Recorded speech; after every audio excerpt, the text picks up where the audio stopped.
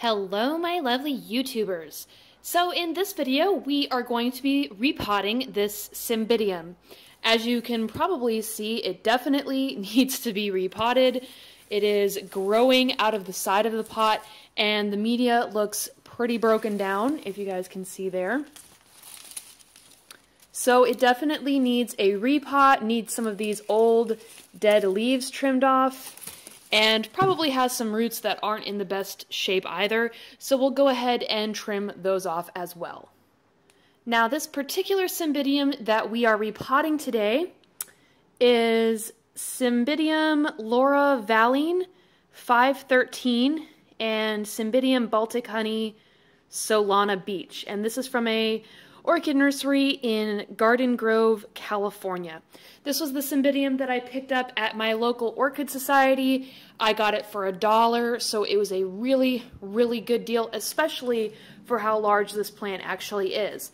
Now the plant is being very, very stubborn, doesn't want to come out of the pot, so what I do oftentimes is I will soak the entire plant and the pot together.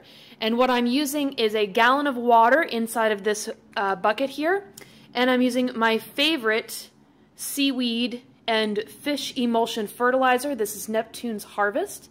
You can actually get it on Amazon, and if you have Amazon Prime shipping, it ships for free. Okay guys, so I've been soaking this plant now for about 30 minutes, and as I said, it is soaking in the fish emulsion and seaweed fertilizer.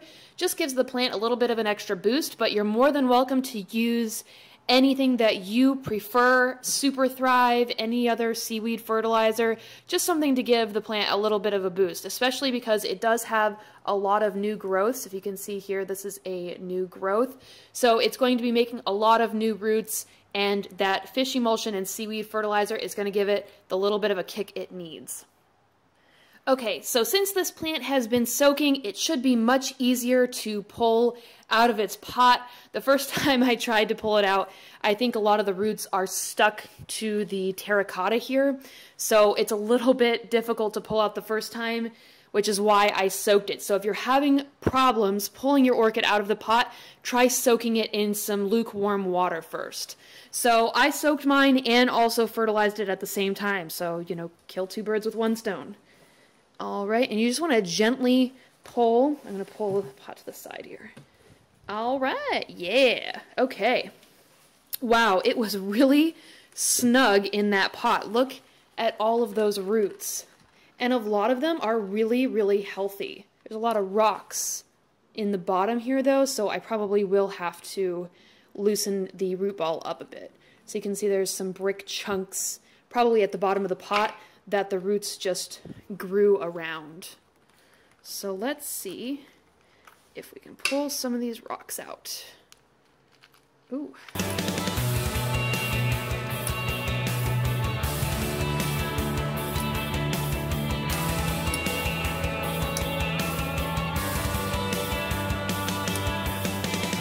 Okay, and I'm just going to spray this off with the hose and give it a nice good blast. Okay guys, so as you see, I have loosened the root ball. A lot of bark was stuck right in the middle of the root ball here, which is very common. And I have cleaned the plant up, I've washed the leaves, and now I am going to cut away a lot of these dead roots. Now you can tell that they're dead because they are squishy, and also because you can pull the velamen off of the actual core of the root. So I'm going to be cutting a lot of these away.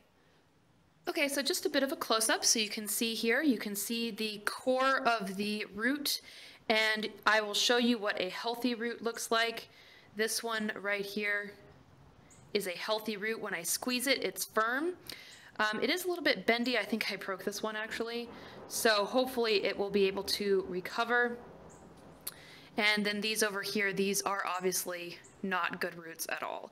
So I'll be cutting a lot of these away to make room for the nice new roots that will be coming in with the new growths. Okay, so I have sterilized my pruning shears here, and I'm just going to go in and cut a lot of these dead roots off.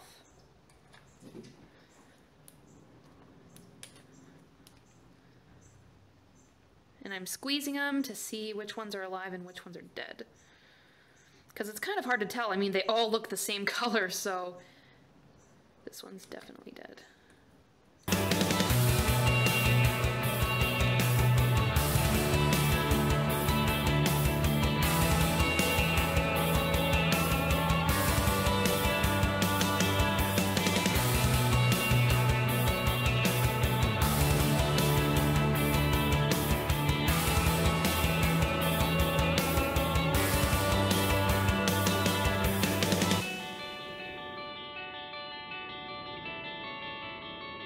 Okay, so this one is actually really difficult to take all the roots off. I seem to be taking off a lot of the live roots, so I'm just going to leave it as is. I've gotten a substantial portion of the dead roots out, but you can still see that there's some that are still hanging on, and I don't really want to disturb the live roots too much, so I'm just going to pot it like it is, which is perfectly fine. Oh, that one fell off. I'm just going to pot it as is because a lot of these are alive, and it's okay if you have a few that are left over that are dead. You just want to get the majority, loosen up the root ball. You can see that I've actually taken off quite a few of the live roots. You can see this is a live one because it has that white center to it, and it actually has a little bit of juice coming out when I actually cut it off. So that's why I'm going to stop here. There are still some dead roots, as you can see over here. But like I said, I really don't want to disturb the ones that are live, because you can see these little nubbins right here are new roots forming. So I'm just going to pot it as is. It has a really healthy root system, and we will go from there.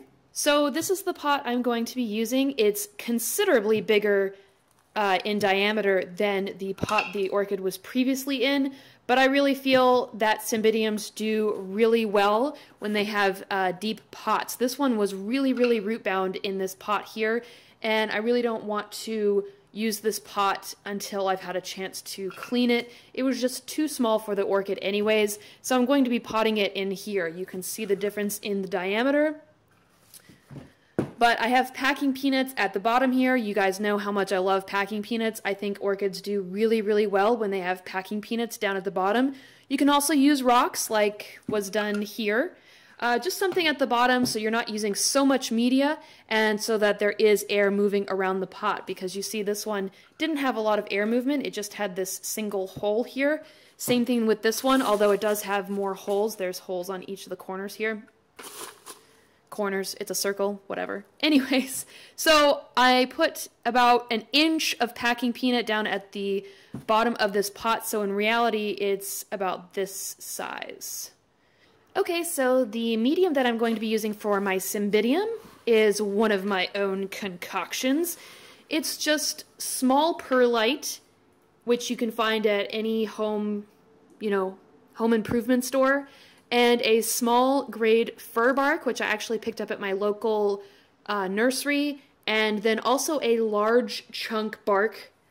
Not a whole lot, just enough to sort of make things a little bit chunkier, so you can see it there. It's just a large chunk of bark to sort of make things a little bit more airy.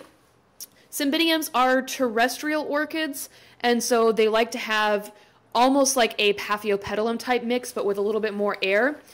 You can pot them even in pro mix. I've seen people grow them in soil, so it is really your own personal preference, but keep in mind with the larger chunk of bark, you're going to be watering a lot more. So that's why mine is primarily a small grade of fir bark. So I'm just placing some of the media into this pot here, spreading it around a little bit. You can see it in there. So I'm just going to add a little bit of osmocote in here.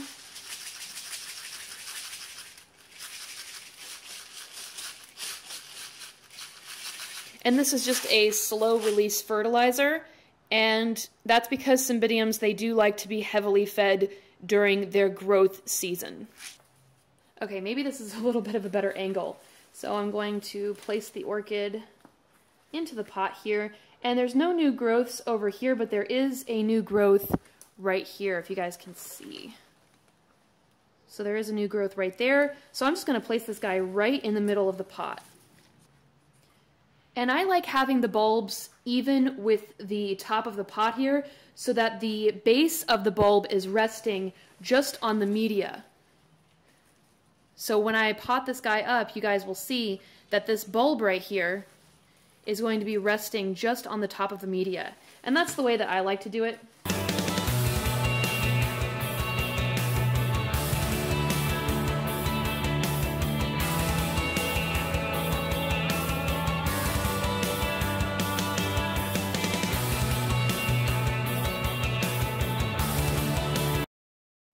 Okay guys, so you are able to see now that the base of the bulbs here are resting just on the top of the media. So if you can see there, the base of the bulbs are sitting just on top of the medium, and I would turn it all the way around except it's got tons of leaves.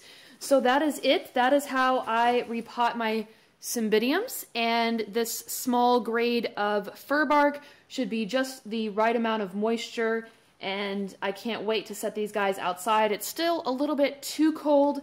I will be setting these guys out when temperatures are above the freezing mark. Right now we're still experiencing some nights that are below 32 degrees, which is really weird because today was 60 degrees Fahrenheit as the high, so don't ask me why the weather is so weird. But anyways, so this is how I repot my Cymbidiums, and this one has a lot of new growths coming in. There is one right there, one right there, one just there, and some more on the other side. There's actually one over here as well.